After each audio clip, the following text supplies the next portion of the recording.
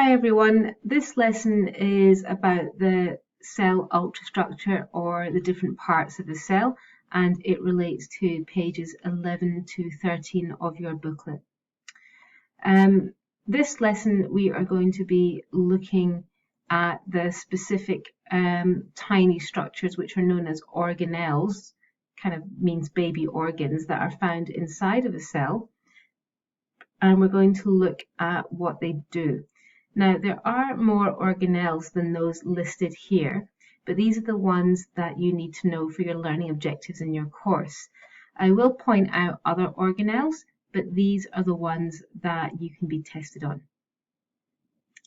Okay, so first of all, how does a cell resemble a city? Well, like any city, a cell has different parts that make it function. So you have the power station right here, you have a waste management facility, you have factories that build things, you have construction workers that work inside those factories, and delivery trucks that deliver that product to other areas of the city.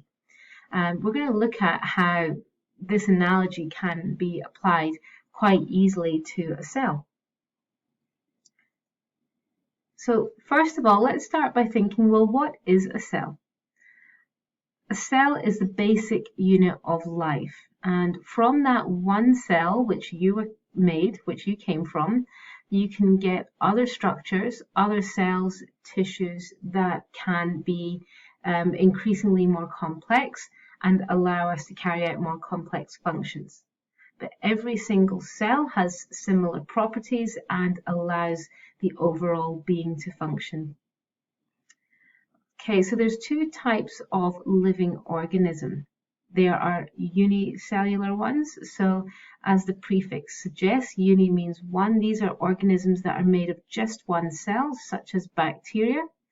And then you have multicellular organisms. So that's like us. So humans, we're made up of about 50 trillion cells, and there's other organisms that are made of less or even more cells than that, depending on their size.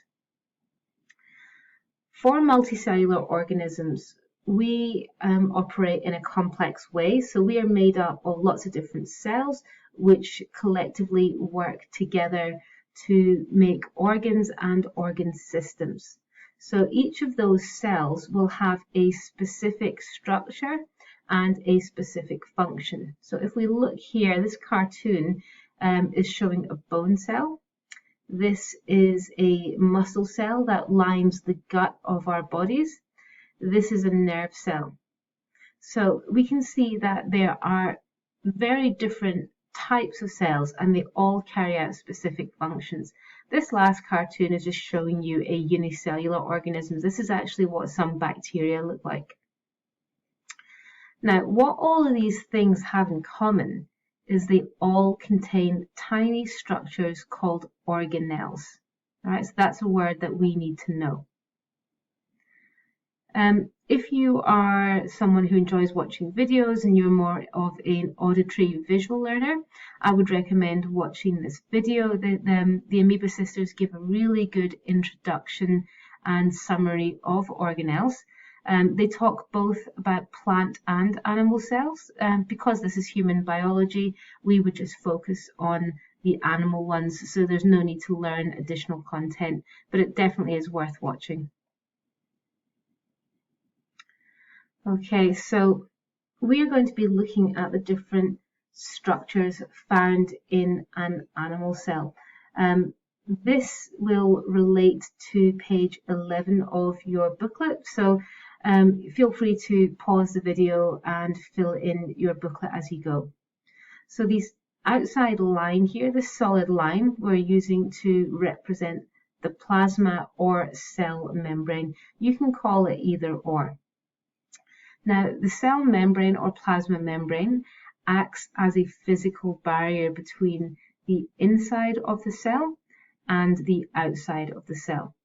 Now, this physical barrier will allow certain substances to go in and to come out, and we'll talk about how that operates in more detail later on in a couple of lessons. Just bear in mind that this is a cartoon drawing, and when you look at these things under a microscope, they do appear slightly different, and our cell membrane isn't actually a solid line, but we'll talk about how that's made later. Alright, so then we go on to look at the cytoplasm of the cell. The cytoplasm is the site of chemical reactions in the cell. This is where all of our metabolic or chemical processes take place. And you can see that within the cytoplasm we have these smaller structures known as organelles. Next thing that we want to look at is the mitochondrion. That's a big word there. So one of these things is called a mitochondrion. The plural of that is mitochondria, and you can see 5 here. So 1, 2, 3, 4, and 5. These are where aerobic respiration takes place, and they produce a substance known as ATP. So you can think of ATP as a rechargeable battery that produces energy for the cell. Next thing is the nucleus. This entire structure is the nucleus, and this line with gaps in it is known as the nuclear membrane. So we have the cell membrane on the outside, and we also have a nuclear membrane that allows copies of genetic information to get from inside the cell to the nucleus, to outside the nucleus. The pore, or the nuclear pore, is just simply a gap in the nuclear membrane that allows that genetic material to move in or out. This dense patch here within the nucleus is known as the nucleolus, and it contains substances called RNA and ribosomes. We don't need to worry too much about that, but just notice that it's there. Another substance that we don't really need to learn about, but it is very important, is the rough endoplasmic reticulum. So this is where most of the protein in our body is made. And it's these little dots that are where protein manufacturing happens. Those little dots are called ribosomes. This is something that you definitely need to know about. Ribosomes, their function is to carry out protein synthesis. Or another way of saying that is that the function of ribosomes is to make new proteins. Once those proteins have been made, they need to be packaged up nice and neat, and so they go to this structure known as the Golgi body. So that packages up those proteins and gets them ready to be sent out of the cell. Okay, this is another structure that you do need to know. These are called lysosomes. So this dense packet of chemicals is really important in a cell, and there's another one up here. These lysosomes contain digestive enzymes.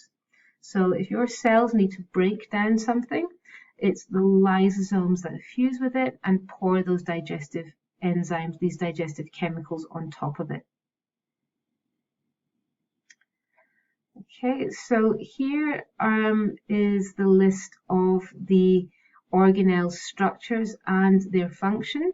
The ones in red are the ones that you absolutely must know and that you can be tested on. If you'd like to pause the video, you can fill out page 12 in your class booklet, and this will help you with that and give you the answers.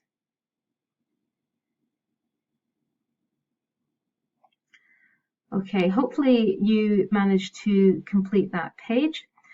This is just a little quiz to see if you are able to recognize these structures. So the first one, what do you think this is?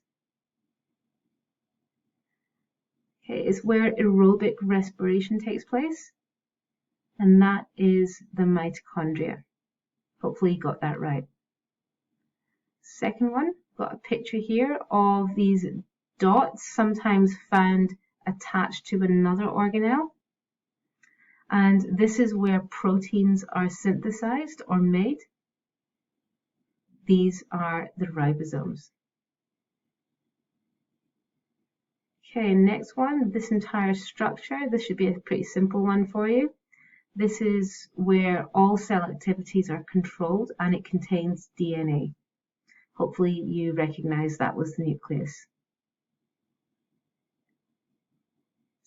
Right, these packets contain powerful digestive enzymes, and they break down redundant structures, which means ones that we don't need anymore.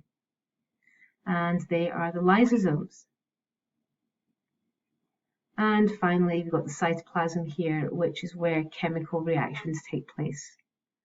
Now, hopefully that wasn't too challenging for you. What I would like you to do now is to go to page 13 in your booklet. I'd like to see if you can label that diagram of a cell. It's a bit more of a 3D version, so it's a bit more challenging.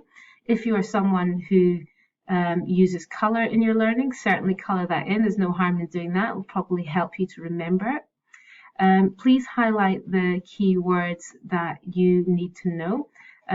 Refer back to your learning objectives.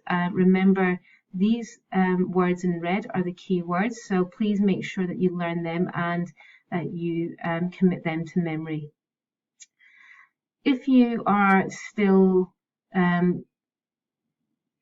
have time available, I'd like you to go on to Style and complete lesson number 2. Okay, thank you for your attention, and I'll see you next time.